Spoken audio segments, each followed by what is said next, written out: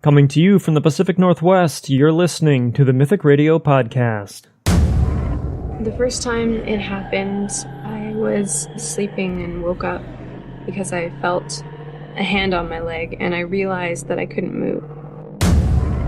And he come across this object on the ground which was the shape of a flying saucer. So he jumped out of his pickup and went down there, and there was 4 beings laying on the ground.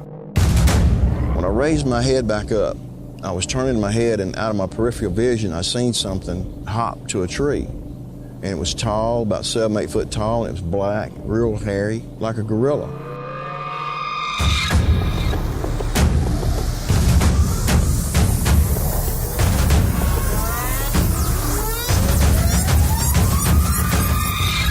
The first thing we saw was this winged creature, 14-foot wingspan at least. It was huge. It almost covered half the road. Welcome to the show. I'm your host, Nick. Today is Friday, September 15th, and this is episode 15. You can visit us over at mythicradio.com and share your own experiences by clicking on the Tell Your Story link. You can also get involved by following us on social media and by joining our forum. It's a great place to ask questions and start new topics on what interests you. New episodes of the podcast are available every Monday and Friday on iTunes, iHeartRadio, Spreaker, SoundCloud, Stitcher, TuneIn, and YouTube. We're also making slight adjustments to the format of the show, so please bear with us as we make those changes. On today's show, I want to talk about a belief that holds a lot of mystery and a lot of confusion. Who's heard of the term the witching hour? I know I have, but the definition of the term changes depending on who you ask. The witching hour is not a new idea, and for as long as people have believed in the existence of people and creatures with unusual abilities, there has been the shared belief that they have special times in the day when they carry out their different activities. There was an agreement that the witching hours ran anywhere between 3 a.m. and 4 a.m. This was a time when there was a widespread panic regarding witchcraft in the European regions. The Catholic Church was so serious about this matter that they laid down rules prohibiting activity during the witching hours. Anyone found out and about would be considered unholy and was punished by getting excommunicated.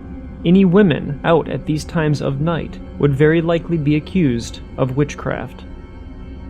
Things like witch hunts and exorcisms are very rare occurrences these days, but this does not in any way mean that everyone has abandoned their beliefs in the existence of the witching hour. Some people often experience breaks in their sleep where they find themselves waking up at odd hours of the night, including the witching hour itself. According to doctors and neuroscientists, this is completely normal brain behavior and should not be cause for alarm. It's been reported that hospitals and nursing units have stated that most deaths occur during 3 to 4 in the morning. According to a study by Harvard Medical School, the chances of death increase at 4 a.m. This is because the immune system of our body is at its weakest at this time frame. This makes our body vulnerable to anxiety and stress attacks. It is also a signal of low blood pressure. Most likely to be in deep sleep at this hour, the sudden dip in blood pressure makes people wake up feeling anxious and nervous. Additionally, hormones linked to good sleep, adrenaline, and anti-inflammatory hormones have also been reported to be lowest at 3 a.m. In many cultures, the witching hour is the time when creatures such as demons, ghosts, and spirits in general are thought to appear and to be at their most powerful. Black magic is thought to be most used at this time.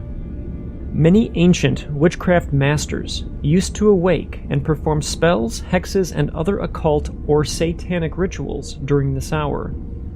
In Australia, the bewitching hour is usually 12 a.m. For example, if someone says, "I must finish this before the bewitching hour," the implication is that if it is not finished by midnight, bad things will happen.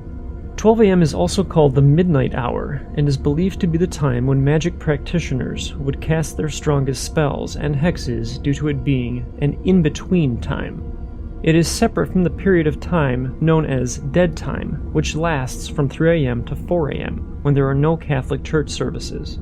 Adversely, the term Devil's Hour applies to the hour of 2:16 a.m., 3 a.m., 3:15 a.m., or 3:33 a.m., the suggestion being that this is an inversion of the time at which Christ died at Calvary. The term may be used to refer to an arbitrary time of bad luck or in which something bad has a greater likelihood to occur. Many people root this belief in the assumption that Jesus was crucified at 3 p.m., making this the holiest time of the day and thus making 3 a.m. the exact opposite. It is believed that demons and devils are most active at this time, which is why it is commonly called the Devil's Hour. This is the main reason why paranormal investigators favor this time of the night. In numerology, which is the branch of the occult that deals specifically with the symbolism of numbers, 3 is decidedly positive. It resonates with the energies of optimism and joy, speech and communication, imagination, intelligence, writing, and much more. It is said by many cultures that bad things come in 3s, however. I also read that apparently many haunted houses turn out to be haunted by 3 spirits. Whether this is actually true, I don't know. So essentially all this information is very interesting, but as far as I know there isn't any concrete proof of 3 a.m. actually being more spiritually active than say 1 a.m. or 5 a.m. As a paranormal investigator myself, I completely understand why ghost hunts are held during the night, but I am just curious if certain phenomena really are heightened at specific times. I've definitely woken up at 3 a.m. and felt an odd energy in the room, but it's always hard to know at that point because you're so groggy. What is real and what is imagination? Tell me what you guys think in the comments below, or if you have specific proof of this, please contact me at mythicradio@gmail.com or by visiting mythicradio.com, and you can share your story there. I'd also like to remind you that if you enjoy the show, please click the follow and like buttons. And if you'd like to help support the podcast, check out our community page at patreon.com/Mythic Radio. Links are in the information below. Join me next week as we have a listener interview planned, and we'll also be talking about a strange phenomenon known as sleep paralysis. I hope to see you there. From all of us at Mythic Radio, thanks for listening, and please remember, don't wait for the unknown to come to you. Get out there and find it.